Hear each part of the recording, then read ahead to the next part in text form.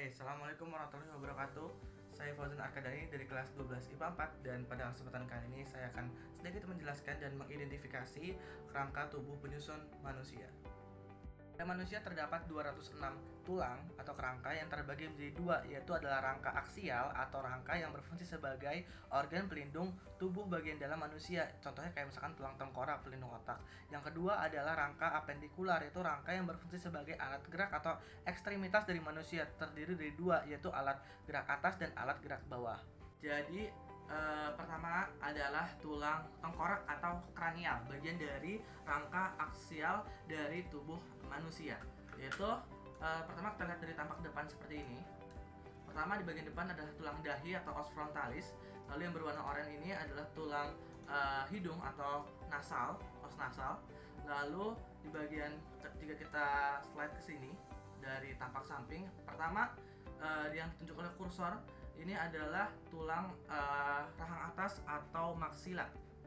Lalu kita lihat dari sini, ini tadi os frontalis atau tulang dahi.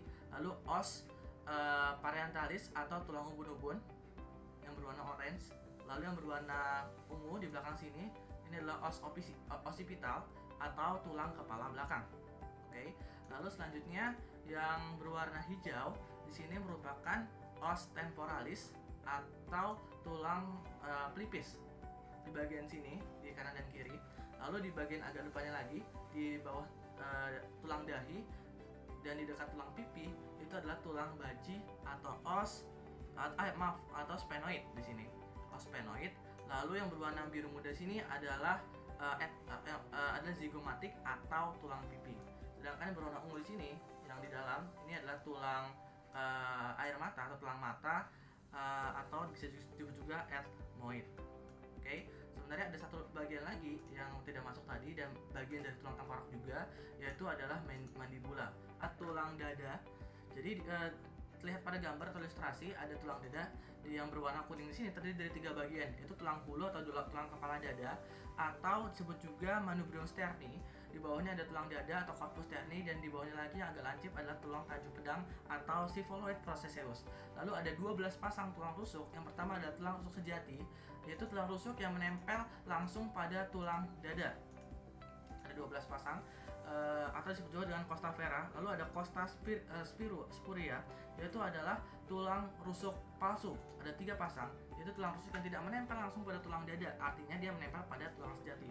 Dan yang terakhir adalah tulang rusuk melayang. Ada 2 pasang tulang rusuk melayang, yaitu tulang rusuk yang tidak menempel sama sekali pada tulang dada maupun pada tulang rusuk sejati.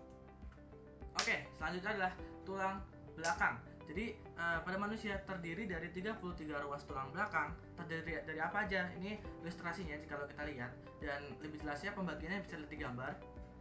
Nah, intinya terdiri dari 7 ruas tulang leher atau cervical, 12 ruas tulang punggung atau dorsalis, 5 ruas tulang pinggang atau lumbasalis, 5 ruas tulang kelangkang atau sacrum, dan 4 ruas tulang ekor.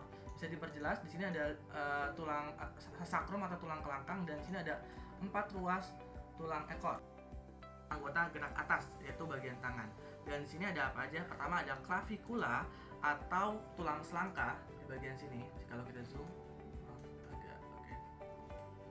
Ini ada clavicula atau tulang selangka. Lalu ada 2 pasang kanan dan kiri. Lalu tulang belikat atau scapula ada 2 pasang juga di bagian kanan dan bagian kiri. Sini ada sendi yang menghubungkannya, itu adalah sendi peluru, nanti kita bahas di sesi selanjutnya. Dan juga di sini ada tulang lengan atas atau juga disebut humerus. Lalu di sini ada 2 tulang tangan, yaitu ada hasta dan pengumpil. Ini adalah tulang pengumpil atau disebut juga radius, tulang yang sejajar dengan ibu jari. Itu namanya tulang pengumpil. Jika tulang hasta adalah tulang yang tidak sejajar dengan ibu jari, itu di bagian belakangnya atau ulna. Di ilustrasi ada bagian yang ini. Lalu di bagian bawahnya ada beberapa ruas-ruas tulang kecil, itu ruas-ruas tulang di bagian tangan kita. Itu pertama ada ruas tulang pergelangan tangan. Lalu di bawahnya ada tulang telapak tangan atau metakarpal, dan ada ruas-ruas tulang jari-jari tangan. Itu ada 1, 2, 3 dikali 5 dari ruas jari tangan, maaf sebelumnya 2 dikali 5 karena ada 2 ruas saja per ininya, per jarinya.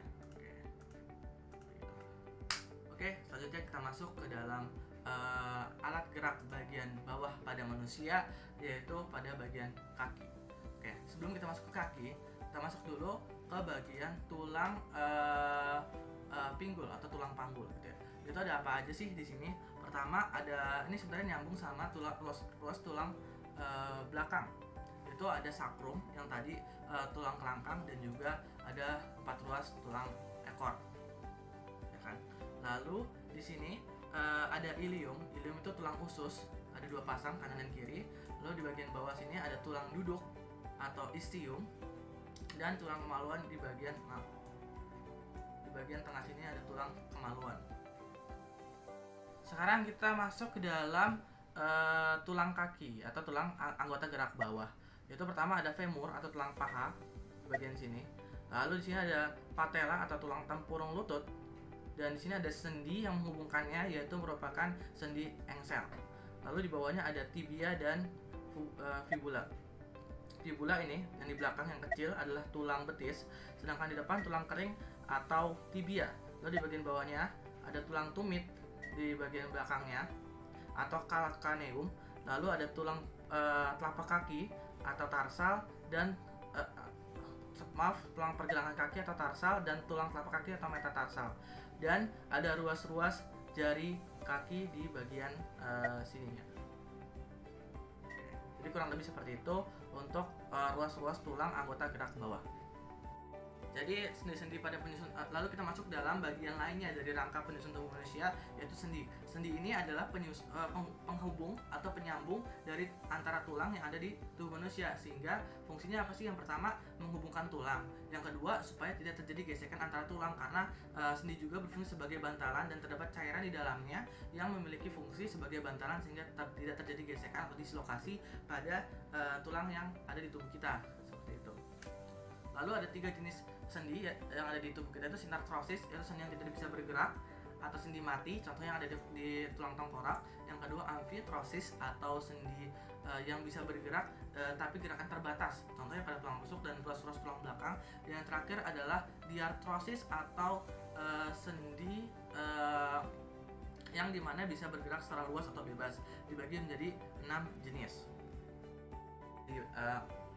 Bayangkan dan dipahami. Yang pertama adalah sendi geser di paling kiri atas ini, yaitu adalah sendi yang memungkinkan gerakan antar tulang yang satu menggeser yang lainnya, contohnya pada ruas-ruas tulang belakang.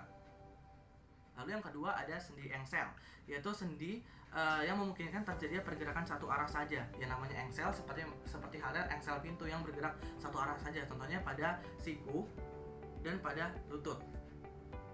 Oke. Lalu yang ketiga ada sendi gulung. Sendi gulung adalah sendi yang memungkinkan terjadinya gerak rotasi pada poros tapi gerakannya terbatas. Contohnya adalah pada hubungan ujung tulang telapak tangan atau karpal dengan ujung tulang jari tangan atau metakarpal. Jadi antara telapak tangan dan jari tangan ini ada sendi gulung. Jadi dia bisa rotasi pada porosnya itu ini, tapi dia gerakannya terbatas. Oke. Lalu selanjutnya ada sendi putar. Bergambar, sendi putar adalah salah satu sendi yang gerakan salah satu ujung tulangnya mengitari dan membuat gerakan berputar pada ujung lainnya. Jadi salah satu ujung tulang menjadi poros, yang satunya lagi berputar di sana. Contohnya adalah sendi antara tulang atlas dan tulang tengkorak. Seperti ini. Nah, ini kan sendi putar ya. Jadi yang satu jadi poros, satu yang memutar. Lalu sendi peluru. Nah, sendi peluru ada sendi yang memungkinkan gerakan tulang ke segala arah. Ini yang menghubungkan antara tulang belikat di sini, selangkah belikat, dengan tulang lengan atas, dan juga antara tulang panggul atau tulang usus atau tulang pinggang dengan tulang paha atau femur. Oke. Lalu yang terakhir adalah sendi pelana. Sendi pelana adalah sendi yang memungkinkan gerakan kedua arah, seperti halnya pelana, yaitu terjadi pada ibu jari atau jempol. Dua arah itu maksudnya apa? Dua arah itu adalah ke samping, kanan, kiri, dan juga ke depan.